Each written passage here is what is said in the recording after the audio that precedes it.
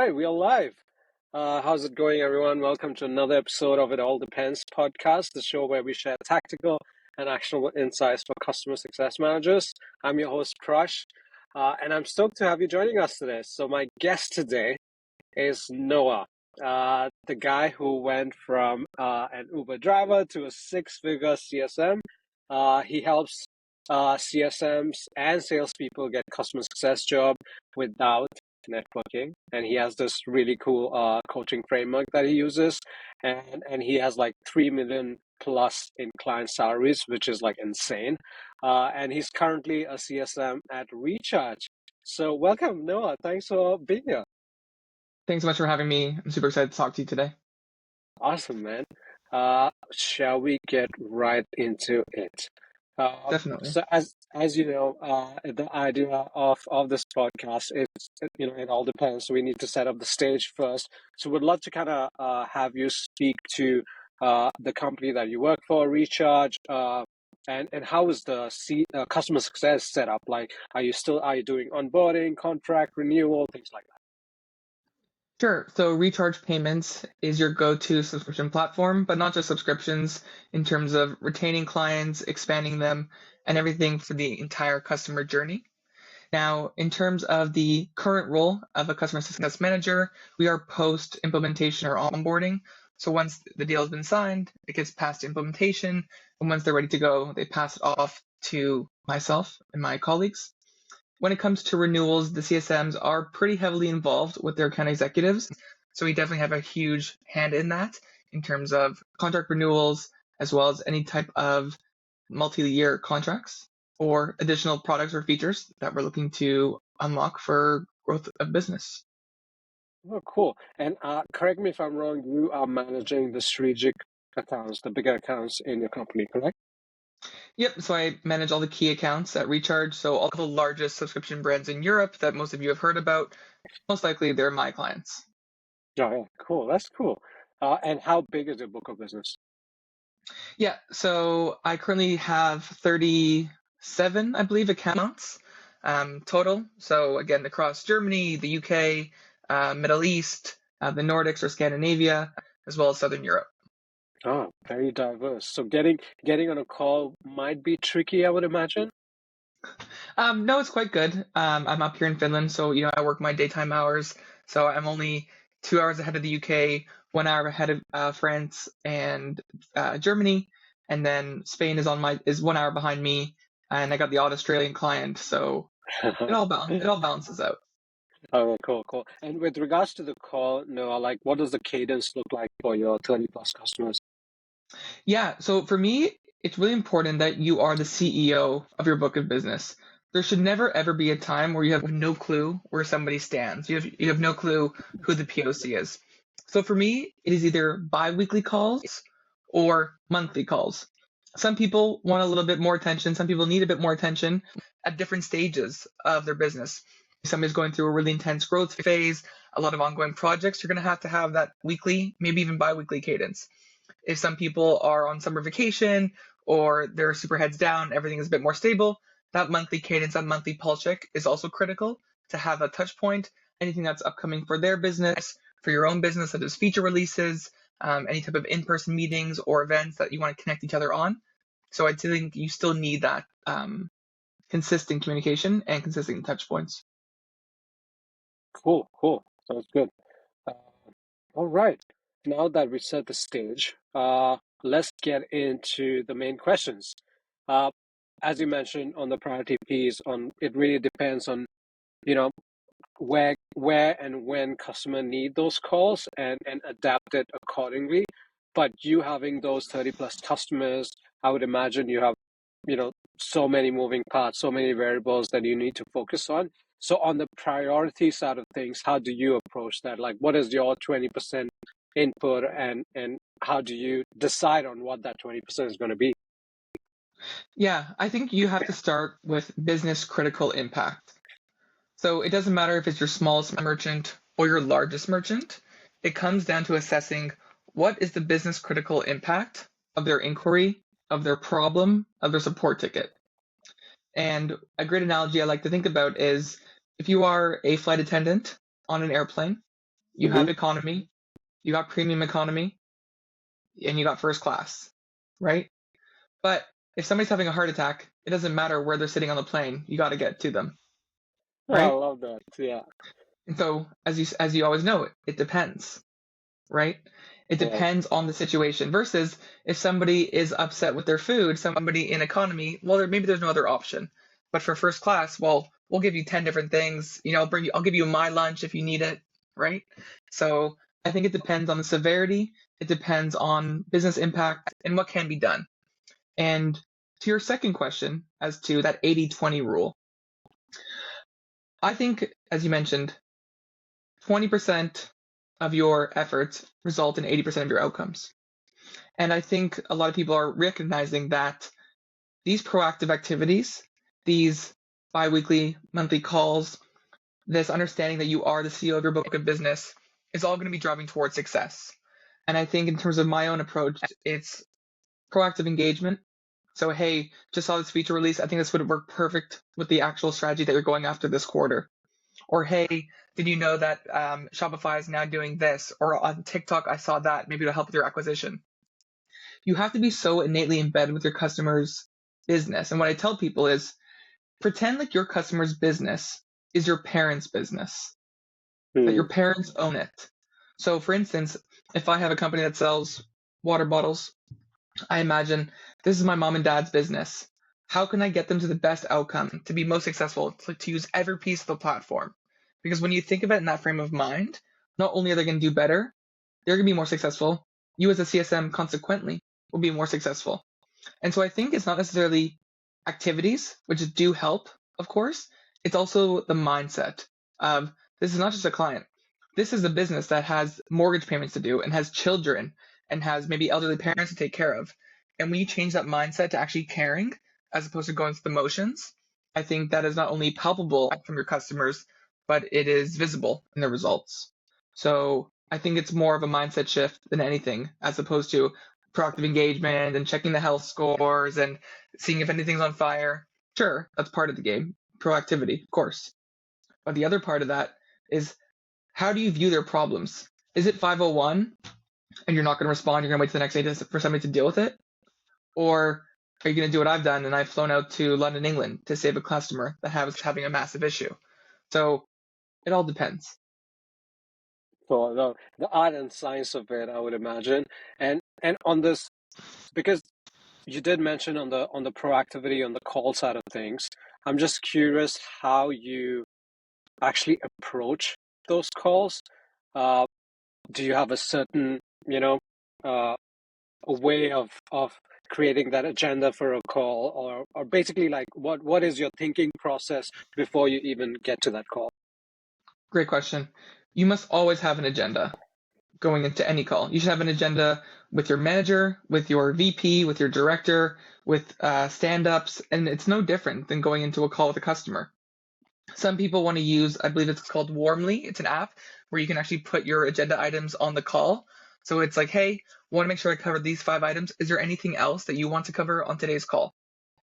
As well, you're reviewing your notes from the last call. Hey, what did we have to talk about? What things do we have to push forward? So then you're actually understanding the onuses and responsibilities and if we're actually tracking towards that. So you must always have preparation, call prep is what I call it. You must always be checking out your notes of what you logged prior to.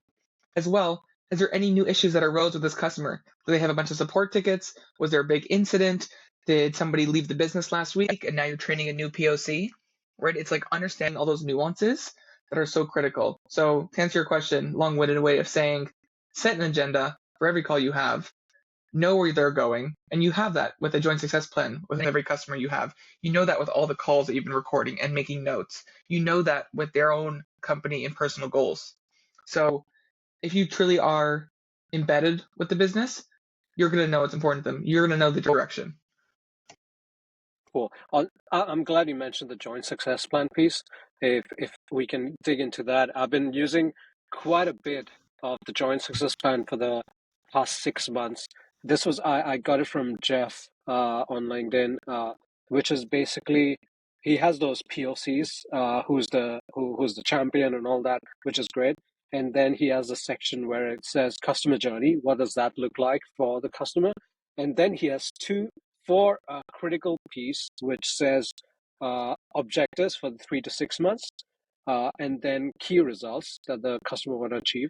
And then you have the two uh, super important piece for us as a CSM is the key processes and workflows. And on the other side, it's what data are you using to make decisions in HubSpot, for example, in my case. So I'm just Mhm. curious, like, how is your setup? Like, what template or what approach do you take for joint success plan? Yeah, so I think, we took more of the Greg Danes approach. So shout out to Greg Danes, the godfather of churn, as I call him on LinkedIn. And that's really understanding behaviors that have to be modified, those key goals, and what we have internally to help modify that behaviors. But I also want to go back to, again, and I don't mean to beat a dead horse, but it really does depend. Like Mhm, how a business uses HubSpot is different. Even there's small nuances and how a company uses recharge. A company that's selling water versus a company that's selling AirPods will use the platform differently. And you need mhm, to understand how they're using it, what their business goals. Maybe somebody wants to expand to 10 different countries in Europe. Maybe somebody really wants to focus on acquisition. Maybe somebody's bringing in 10 different product lines and that's their main focus, right? So everything's going to have, octopus legs of their own business goals. So it's not just for you or for me. It's they want to grow their subscriptions or they want to be making sure that they're using all the features of HubSpot. It's like, what does their business need to go specifically? What does success look like to that business? And things of that nature. So that's why I think it always does depend and how that success plan can be broken down by customer to customer, company to company, stage by stage, right? An SMB versus a mid-market versus an enterprise. Well, they might all have the same goals, but enterprise, you probably got to work with 10 to 15 people. An SMB, it's one person and they can turn it around for you in one day. cool, cool. And I'm glad you brought up the piece where let the customer actually decide what success looks like for them, and not us being there to tell them that, oh, this is what success looks like, and then there's a misalignment clearly. But moving on to the skills side of things, there's the call prep, which you're great at, Noah, and identifying those, adapting instead, like adapting to specific customer needs based on their requirements. What other skills do you think directly results in your performance as CSM? I really think, and I got this feedback from my director, it is grit. Hmm. Grit is very important as a CSM, and I'll tell you why. I remember a few years ago, it was a block of calls. It was about a 3 or 4 hour block of calls in my last company. I went from cancellation of the largest merchant at my last company I worked for, into a QBR call, into a renewal call, into a stand up, right? Something of that nature in that order, in the Mhm, span of like 2 or 3 hours. So I went from like lowest low to highest high, right, within that block. And I think as a CSM, you have to have the mental fortitude and grit to handle that. People are going to be upset at you. Competitors are going to steal things away from you. You're not going to hit your KPIs, but then you get a big renewal or you get a big upsell or a project comes together that you've been working on with a client. And I think it is the roller coaster of emotions that has enabled me to not be as affected by the negativity as I think other people are. But I think that actually comes down to the fact that when I first started working in customer success, I worked with SMBs. I was doing 8 to 10 kickoff calls a day. So I right. basically, as my mentor would tell me, is that I touched the stove enough. So now I've already seen all I could see. I've seen the problems. I've seen the outages. I've seen the incidents. I've seen competitors. I've seen all this. So it's not new to me anymore. But of course, when somebody used to send me an angry email, I can still remember like riding on the train, first year as a CSM, I get butterflies in my stomach. Fast forward 5 years later, it's like, okay, how do we manage it? What do we need? What actions can I take? And I think that's where the grit comes in as a CSM. That's why you see so much burnout because this is very difficult, right? If everything was going perfect, well, then you wouldn't have jobs, right? Yeah, And so totally. I think grit is needed in 2024 because we've never seen so much competition.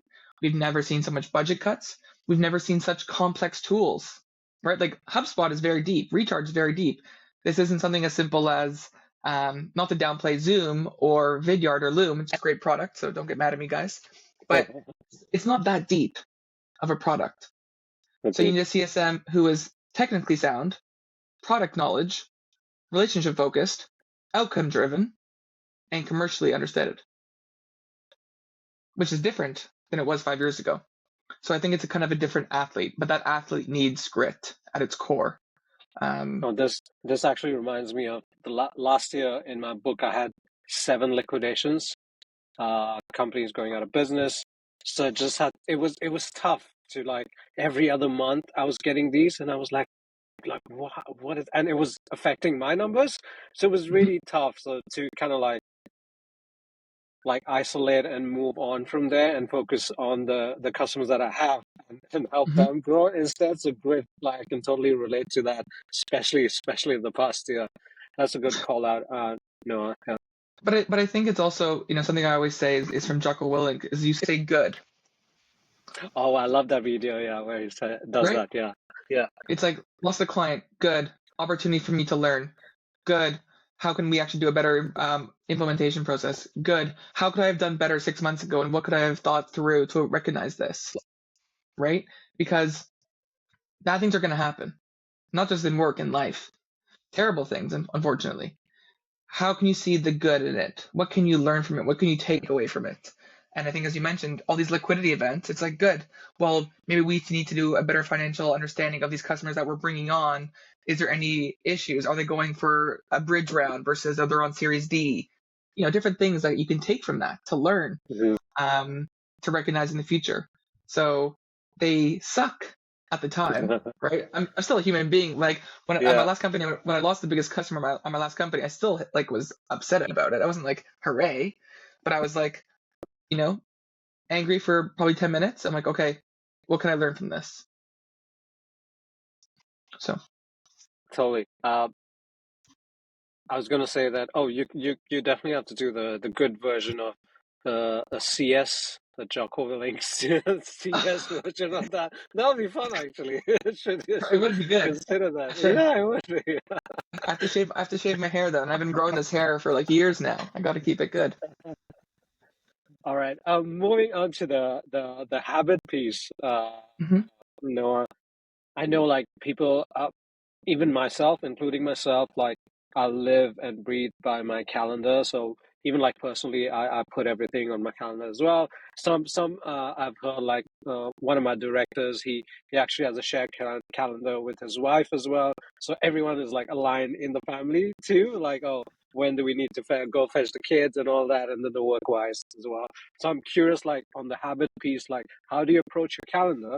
And if not the calendar, like, how do you approach your day-to-day habits, like anything from coffee to running and to getting on calls with customers? Yeah. So we'll do work, and then we'll go back into life. How about that? Sure. So work is two things: power of the pen. You must write things down. I don't care how good your Notion doc is. I don't care how good your Google Calendar is. When you write something down, I believe there's some type of evolutionary connection between physically writing as a tool as a humanoid. When you write something down, I'm going to complete these 7 things today. I have to do this follow-up call, this email, I got to get this contract out, I got to do this post-mortem, I got to follow up with this person, etc. When you start crossing them out every single day for weeks on end, the amount of execution that you do is incredible. So that's my first thing. Physically writing stuff down every day. What do I need to do today to move the needle forward in work? Secondly, is Google Calendar, as you already mentioned. Everything for me, whether that is logging calls, following up, reaching out to somebody on my team, reaching out to a customer, etc., lives on Google Calendar. Because you cannot keep everything in your brain. It's just impossible. Yeah. So writing things down, Google Calendar. And then thirdly is Notion. So I just said, oh, Notion's not so good. I said, no, Notion is not good when you're completing goals. When you have, I'd say, over 10 clients, 20 clients, you need to have a Notion board or some type of Trello system or some type of uh, organization tool that you can keep track of where your clients are at. Some people love to do it on Salesforce. I use Salesforce, of course, everything's logged, but for me, I'm a lot more visual. I like to see across the board where clients are at, when are they renewing, what's urgent, what's unurgent, what can wait, what needs to be thought about for next quarter. So that tool as well gives me a high level overview of where everybody sits, what tasks need to be completed, and just gives me a really high snapshot, not to keep everything in my brain, but to really brain dump it. Okay, Okay? cool. Yeah, that's interesting. And on the calendar piece, because I used a Google Calendar as well, and I use the task session quite a bit. Mm-hmm. Uh, do you do that as well, or for the task and stuff you use the CRM, for example? Oh, your notepad. Okay, cool. Yeah, so for Interesting. me as well, even when I'm doing so more systemic things is I think active listening is really critical during a call. And it's Hmm. one thing you can have the gong call going or recording call or whatever it is. I find for my own self for retention and to depict active listening, it's when they say something, a customer says, "Hey, I want to make sure we're following up on XYZ." I write that down, and at the end of the call, I say, "Okay, so for next week, we're going to be following up on A, B, C, and D. Did I miss anything?"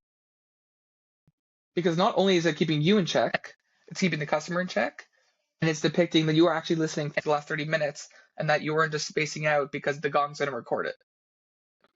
So I take my handwritten notes, I transfer that into Salesforce, send the follow up email. I have so many, every year, it's like hundreds of notebooks I physically write down. Um, some people like to type notes on Evernote or on, Google Drive or Google Slides or Google Docs. Writing down the notes because it forces you to log the calls because now you've written all the call notes down. It forces you to recap. It forces you to showcase the customer. Were you listening? Did you understand their specific request? And it also forces you to be engaged versus just listening passively.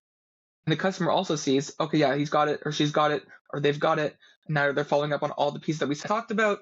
Oh, I forgot to mention to you as they email you afterwards, I'd love for you to capture this because I didn't hear you say it in your recap, Hmm.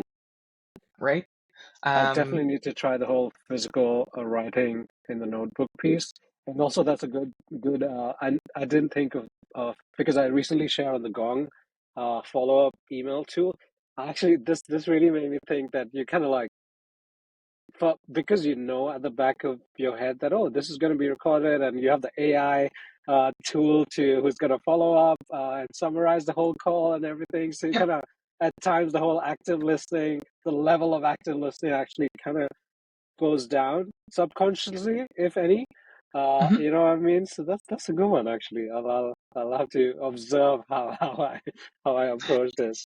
And again, like I think that both tools are important because even though I take my notes, what if I thought I heard something different on the last call? I can go to the Gong, search it up, and see if it's there, see if I missed it or Right. not. But if you're just reliant on the Gong calls, what are you going to do? Copy and paste the notes into Salesforce? Well, that wasn't even you active listening. That was Hmm. you being recorded and copying and pasting something over, right? Right. No, that's a good one, man.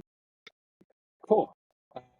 And on the personal side of things, what Mhm. habits do you have like to to kind of like break off from the work stuff, ease down, relieve stress, anything?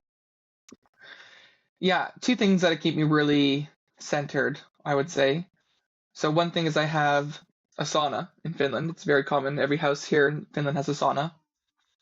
Sauna has been shown more recently to have numerous health benefits in terms of cardiovascular health, vascular health, sleep, stress, mood, etc.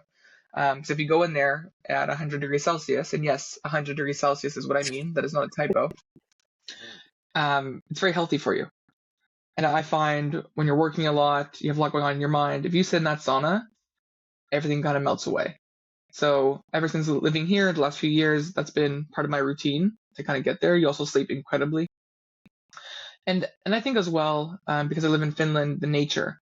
So every day I try to walk. Like I'm back onto a forest, and being able to be around nature is very, very key and very, very healthy. And I think it's so easy to get caught up sitting on a screen for 15 hours a day when you forget that you're just a human being on a spinning planet in the middle of the galaxy. Why don't Mhm. you just go out and actually see the sky for a few moments? So I think really being active and taking care of your body. If because what I noticed with a lot of people who, do intense jobs like ourselves is if you don't take care of your body, you will not be a top performer. And that's really what I believe. I don't believe top performers are these people who are sleeping for 4 hours a day, they're eating McDonald's all day, etc. It's like these people are taking care of their health, taking care of their bodies, taking care of their food, and that all contributes to it. So I think those habits are very critical. And I'm also a sleep snob. Anybody that knows me, I'm a complete sleep snob. Do not Uh-huh. interrupt my sleep. Do not talk to me. I need my 8 hours. I also think that's very part of my success is taking care of my health. Yeah. Yeah, no, totally. Like recently, the last couple of months, I have a 2-year-old son, Mhm. so my fitness, I was pretty like active, but then once we had him, it kind of like took a step back. So I went back to it, and I can definitely see the difference, like the level of energy that I have in my day to day, and even like which is work, and then going back to the family as well. I have more energy to play with my son. So things like that. So fitness and health definitely one of the critical parts, like for everything, like just for your life in general. That's a good call out, man. Mhm. Now moving on to the sales piece. I'm always like Mhm. interested in how CSMs actually work and partner with sales to identify or close that growth opportunity, upsell, cross sell, whatever that might be. So, would love to kind of hear how you approach that. Like, what are the best practices in your experience? Have you used to work alongside sales? For sure. I think I was like most CSMs in the beginning and hate sales, right? Oh, these salespeople are over promising, all they care about is their quota, all these types of things. Yeah, Right, that was me in the beginning. But Noah today in 2024 is absolutely obsessed with my sales counterparts. So big shout out to Drew Sellers, big shout out to Matt Mossfiend. Those are my account executives, Tatiana as well. We work so closely together that I pick up their calls faster than my wife calls. yeah. If it's Drew, if it's Matt, if it's Tatiana, I'm picking up ASAP. And I think the reason why is when you have true alignment with your sales partners, you can do incredible things. And what I mean by that is it's not just upsells, it's also risk. It's also learning as a CSM how to talk like a salesperson. So we're doing some additional training on how to be more consultative and how to approach these conversations. And even for me, I used to be so scared to talk about contracts and negotiations and renewals. Like I used to be genuinely scared. And when I started to actually see the skill set of a salesperson and learn from them, you become a lot more confident. You learn negotiation techniques and strategies and speaking and things of that nature. And it would be through pure osmosis, I was able to pick that up. So for me, working with your sales partner, not only is it going to enhance your career and going to enhance your customer base, transparently, it's also going to enhance your savings account. Because if you're renewing, if you're upselling, if you're salvaging risk, and you look at it as a true partnership, everybody's winning. And conversely, if you don't look at it as a partnership and they cancel or they don't upsell or they don't renew, well, we're all losing. Right. So I think the animosity has been squashed. I personally believe the last 2 years because of the recession or whatever you want to call it, depending on where you live, because everybody's realized that customer success is a revenue generating organization. Maybe 4 years ago, it wasn't so much the case. So I believe, Mhm. as I mentioned previously, is like you need to have that new CSM athlete who can sell, who can talk about negotiation, who can talk about the product, who can talk with the sales partner, who can strategize, who can upsell, who can be a strategic consultative individual. But that all must be there, and a lot of that comes from your sales counterparts rather. So I'm very fortunate that I work with a great team. It's really encouraged my organization. They've done a great job with increasing collaboration and just communication and familiarity. And we work as a great revenue org together. I know you called out like having true alignment with sales. Mhm. I'm curious, like, so how do you do that? Like, how do you truly like align yourself with sales, like in a more practical manner? Like, how do you approach that when you, okay, let's get on a call, sales rep, like, okay, what does that kind of look like? Sure. So I talk to my sales partner honestly every single day, which is probably a lot, but we get along great. Most of like 95% of our accounts cross over. Okay. So what that conversation looks like is, who do we have up for renewal? What stage are they in for contract negotiation? Somebody's upset. Who has a deeper relationship? Because sometimes maybe it is them. Maybe they've been working with that account before I even joined the company, or vice versa. Maybe they just got put onto it as well. Maybe there's a feature that we know somebody would love to do on a trial basis, and maybe an upsell. So I think it Mm-hmm. really is thinking strategically about every single client that you have, but also understanding is, well, how's our quarter looking together as a quota relief? How is our actual numbers looking, and how can we work together to achieve that in both parties, right? And what people I think fail to realize is, if you have a strong relationship with your sales partner, your book of business will be safe. Your book of business will be growing, and you will also be upskilling. So it's a win-win-win across the board. So everybody who are anti-sales, or they don't like the sales team, or I have nothing to Uh-huh. learn from them, you're just poorly mistaken. So that daily cadence with me and my AEs is what we do. Found it to be super effective, and really understanding and to be in lockstep with each other. Cool. Awesome. Thanks for sharing that, Noah. Mhm. Uh, you know how we've been talking about all these really good tactical and strategical advice that you shared. At times, like, even though we do all of that, it's like it just doesn't work sometimes, and we kind of fail in some cases. So I'm keen to know, like, if you're open to sharing, like, one of those times that you kind of like it just didn't hit the goal, and like what came out of it. Sure. So my last company, I had a customer. They were there for about maybe even 3 years. Great relationship.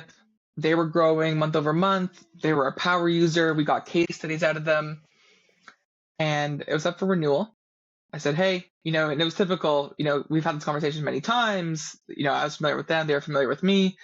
I'm like, hey, John, renewal's coming up, for your digital marketing stuff. So we'll just, send you the contract as usual. He's like, actually, we're going elsewhere. And I remember him saying, we're going elsewhere. Still, right? 4 years later, 5 years later, whatever it is. And I was like, going where? And he said, to competitor X. And I was like, what? I was just shocked. I was like, you have me, I'll give you anything. I'll give you my car. I'll give you the shirt off my back. Like, what do you mean, John? What's going on? It's like, we found a competitor. They had some features we wanted. They had a better price. It's nothing against you. That's just what we need to do. And my biggest lesson in that moment was, and actually, again, this is not my quote. Greg Danes actually came up with this, and he articulated this so well, and I think about this all the time. Is customers leave when they no longer have a reason to stay, Hmm. right? Customers leave when they no longer have a reason to stay. And I think about that quote all the time. And that doesn't just have to be with customer success. That can be with relationships. That can be with maybe if you want to move different countries or change jobs or whatever it may be. And in that moment, I was just shocked. I didn't get it, etc. But now when I reflect back, they left because they no longer had a reason to stay, from pricing, from product depth, from needs, even Noah, right? And Mm-hmm. I think that kind of comes into play of how I look at myself in 2024 and everybody else that I work with and everybody that I coach. It's like, you can be the most likable person in the world. This merchant or customer might be with you for 5 years, but never for a second think that just because it's locked in, that it's locked in forever. And that's why I always look at things as like gardening. You must always be watering your plants transparently. You must always be tending to the garden. Because just because the apples grew last year doesn't mean the apples aren't going to get a little frosty. Maybe a little raccoon or a bunny's going to get them. But Mm-hmm. you were so confident that your apples were coming this year, right? Um, By the way, your analogies are on point every time, man. The oh, garden, thank you. the flight. I like that. I love it. Well, I really do think customer success really does have so many parallels in life. Like, for the first time ever, and shout out to, I think, your boss, Daphne Costa Lopez. Mhm. I made a photo on LinkedIn. I'm like, oh, I'm flying first class. Like, must be nice. I was like, I did it on points. Okay, relax. But the level of customer service at first class compared to premium and economy is so different. And I was shocked that that level of service can exist. Shocked. And so I realized that's what people are willing to pay for. The level of service, the Right. perks, the benefits, right? And so I always think about what pieces in the real world can I apply into my day job, and how have I felt great and felt experienced about it, and do stuff like that. Kind of like a surprise and delight. And a quick story: when I was flying out of London last week, there was a lounge, and I thought I qualified for the lounge because I was taking, Finnair home. And they're like, "Sorry, you don't qualify." And I was like, "Oh, okay." But she's like, "But for today, my pleasure. You come in." Right? Oh, I will always have that positive experience now. It didn't right. cost them anything, right? She went the extra mile. It didn't cost anybody any money, but I'll always remember the time when I was in London Heathrow and that nice individual gave me that little upgrade to enter the lounge for an hour, right? All those little pieces, all those little experiences add up to such a great customer experience. Just to kind of internalize that and recognize when you're feeling great, it's like, how can I employ that into my work, my day to day, my world, right? Not just being, oh, that was a really good experience. It's like, but why was it a great experience? I'm glad you brought up the experience piece. Lincoln Murphy, he always has this customer success equation where he says customer success equals to desired outcome plus appropriate experience, and oftentimes the experience piece is kind of like put it in the back end, and people always focus on the outcomes, like however we bring them to. So that's a good one, man. Hmm. We've almost come at the end of the Sure. pod. Uh, Thank you so much for sharing everything you have. This has been one of the best conversations, really, Noah. Uh, I always ask my guest on which CSM would you personally like me to have as the next guest in the pod. There are some really incredible people that I see, and my personal, I think, would be a great opportunity to understand the more commercial side is Thomas Harrison out of London. He became actually a CSM that I hired back in the day, and now he's a lot more commercially focused as a CSM. And Oh, these days, when people are really scared about these types of conversations, um, he's been flourishing, doing absolutely incredible, and he's another European, so go Europe. oh, cool. Yeah. Thomas, if you're listening to it, I'm definitely going to reach out to you. Uh, But yeah, that's the end of the pod. Thanks so much for taking our time, Noah. I'm sure the listeners have learned a ton. I know I have. But before we end this, would love to you know let the stage where you can actually share any projects that you coming up. I know you have you provide help and service to the folks who are looking to step into CSM's role. But yeah, Sure. Yeah, thank you so much. You can find me on LinkedIn, where I tell you and coach you for current CSMs, salespeople transitioning, or if you hate your company, you see a riff incoming, you hate your manager, I can help you get there. And of course, that's all without networking. So hit me up, Noah Little, on LinkedIn. Looking forward to chatting to anybody. If you have any questions, concerns, my inbox is truly always open. perfect. Thanks, Noah. And thanks for everyone listening to it. That's the pod. See y'all next time. Take care. Thank you so much.